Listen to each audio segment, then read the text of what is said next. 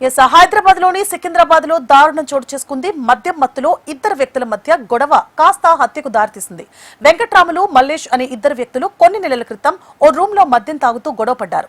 వాగ్వాదం తీవ్రతరం కావడంతో కోపోద్రిక్తుడైన మల్లేష్ వెంకట్రాములపై దాడి చేసి చంపేశాడు.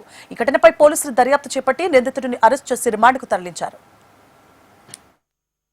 వచ్చిన సందర్భంలో దాని ఇల్లు మొత్తం క్లీన్ చేయడం కొరకు అని చెప్పేసి చేపిస్తుంటే ఒక కిచెన్ ప్లాట్ఫామ్ కింద మనం ఏదైతే కిచెన్లో ఈ గ్యాస్ బండ పెట్టుకునే చిన్న ప్లేస్ ఉంటుందో అది క్లోజ్ చేయబడడం సిమెంట్ కన్స్ట్రక్షన్ తోటి అది క్లోజ్ చేయబడి ఉండడం గమనించిండు.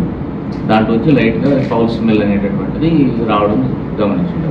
సో అతనికి అనుమానం వచ్చేసి చుట్టుపక్కల వాళ్ళతో కలిసి ఏం జరిగిందని చెప్పేసి చూస్తే దాంట్లో డెడ్ బాడీ ఉన్నట్టుగా అనుమానం వచ్చి వెంటనే పోలీసు ఇన్ఫార్మ్ చేయడం జరిగింది. అది వెరిఫై చేసి చూస్తే దాంట్లో ఏదైతే మనిషిని చంపి దాంట్లో పూడ్చిపెట్టినట్టుగా మళ్ళీ అది ఎవరికి కూడా అనుమానం రాకుండా సిమెంట్ దాని చుట్టూ సిమెంట్ వాళ్ళు కన్స్ట్రక్షన్ చేయడం గమనించడం జరిగింది.